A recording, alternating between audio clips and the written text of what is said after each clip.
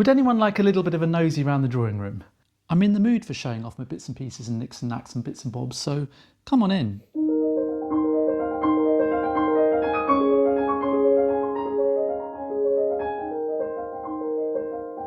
Okay, so I had hoped to show you this room on a lovely sunny day when it was looking all kind of bright and gorgeous, but let's just go ahead and film anyway. So it has this very unusual bay window, which is fantastic because it's got this very unusual shape. But in terms of seeing the view, it's actually not brilliant. You've got these great big sort of stone pillars, which just sort of get in the way a bit. But of course, I wouldn't really have it any other way. They just add so much character to the building.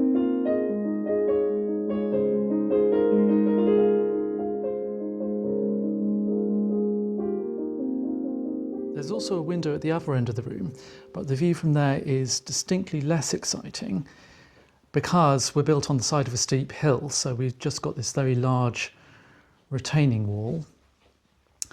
And then you see the garden continues more or less at bedroom level up there.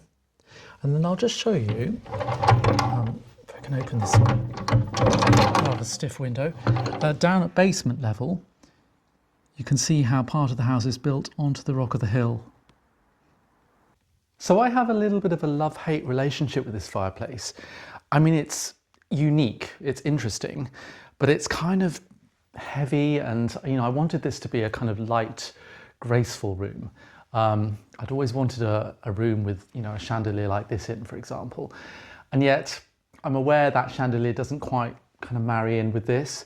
And at one point I did actually try and find another fireplace, because this isn't original, as in it's not an 1850s fireplace, and we think that probably originally there would have been a stone, kind of Gothic stone surround, because in the basement and the attic, that's what the fireplaces are like. And there's one in a bedroom as well. So we think probably the whole house would have had that style, but then over the decades, various fireplaces got changed. This one we think is probably sort of arts and crafts era. It's an interesting thing because it's been cobbled together from lots of bits and pieces. So these here, if you look carefully, they've actually got these little kind of pull things that you can put fingers in at the bottom, which makes me think they were probably effectively drawer pulls or on a cupboard. And they've just been stuck together to make this fireplace. The quality of the carving is lovely, but it's not nearly as good as we have in our music room. It's a little bit more naive, but still beautifully done. I think this face is very beautiful. We did try to work out if there was some sort of theme, was there a sort of 4 seasons going on? Was there like a star sign thing or something? I don't think we can work that out quite. It's just flora and fauna, basically. When we arrived, this was pretty much black because it was sort of, had all this varnish on and just years of gunge, basically. So I stripped it all off. It took hours and hours, and it was a very messy job, but I'm glad I did it. It's actually looking a little bit lackluster now. I probably need to reapply some kind of wax.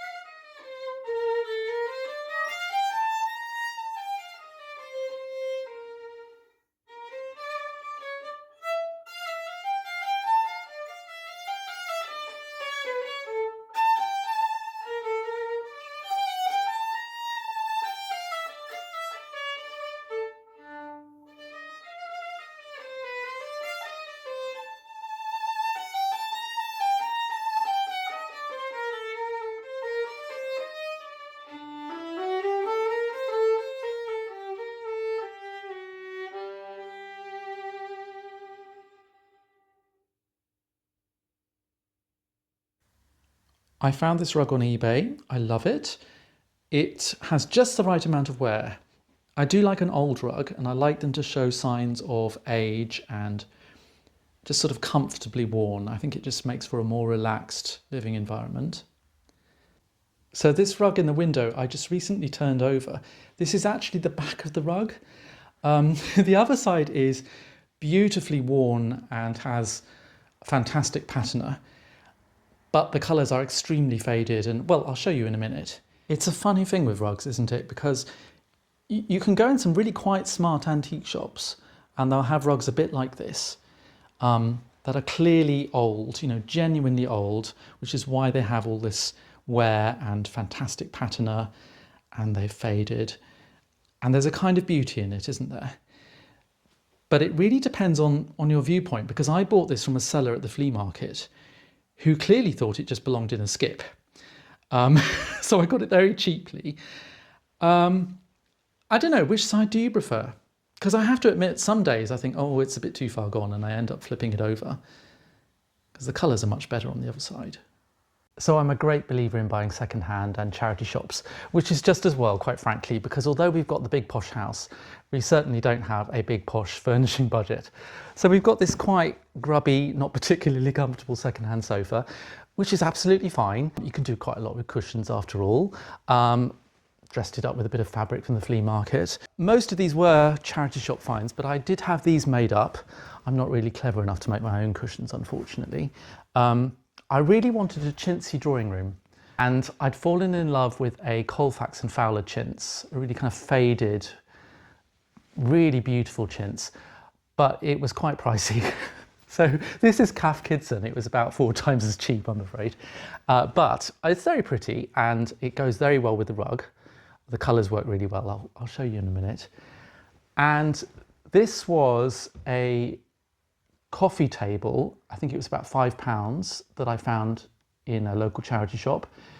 But I extended it by putting a bit of board on top and had this cover made to make it look a bit like an ottoman. We've got this fantastic book from the 80s, and look at this lovely chintzy drawing room.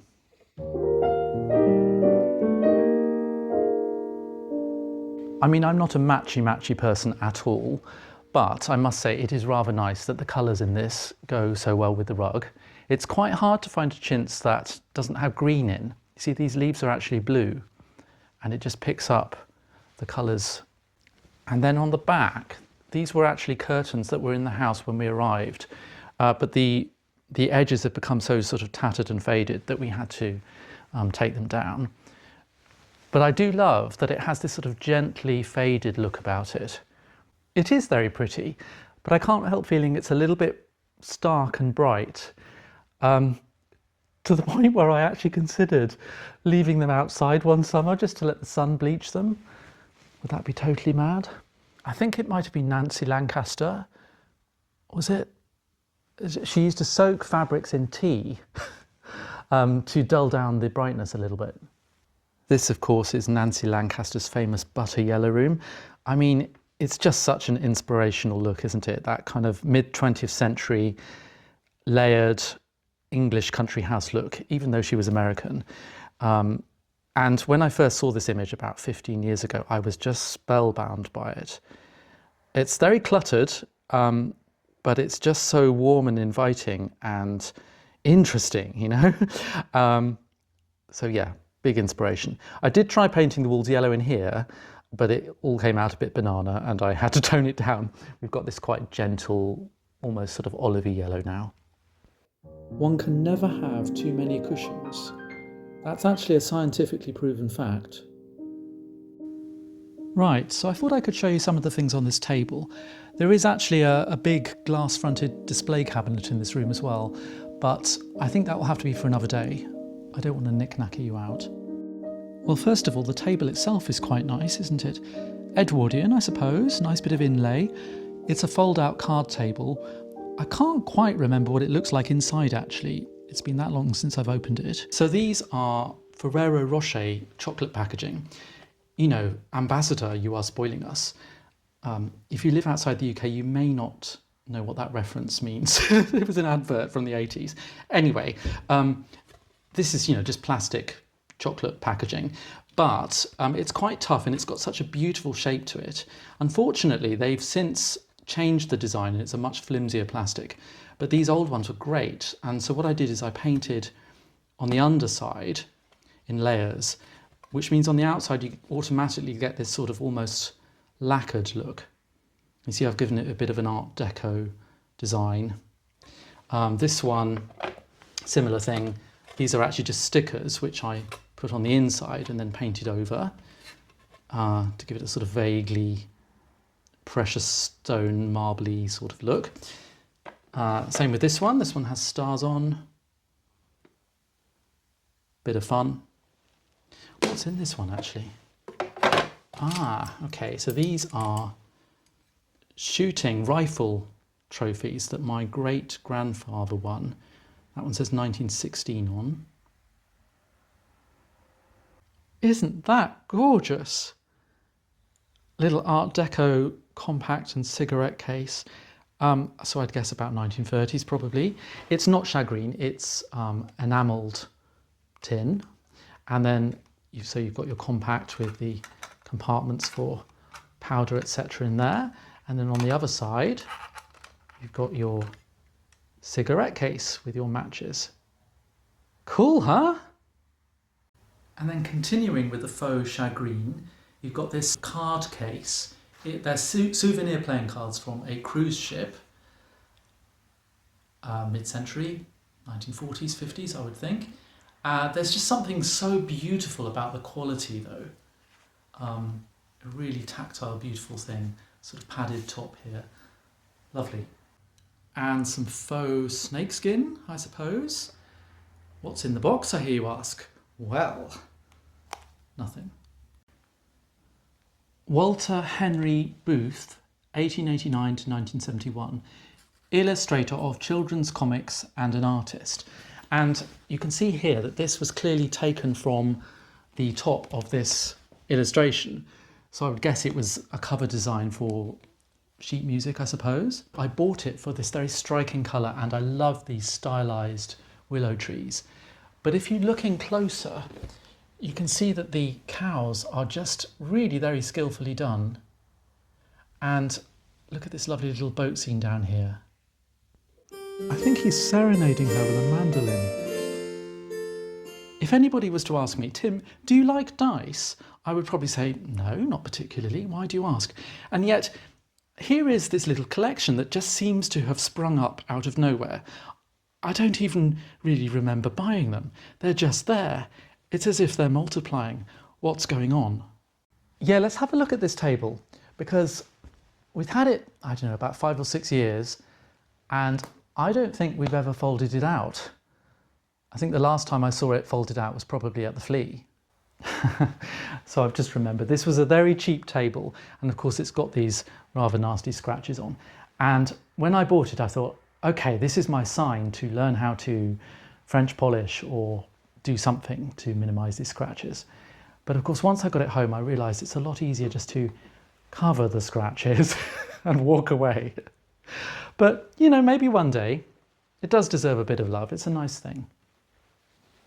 Okay, so the moment of truth.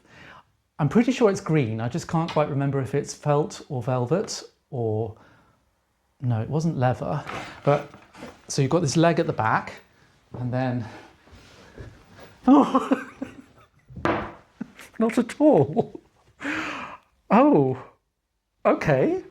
Well, it's rather nice, isn't it? Aww.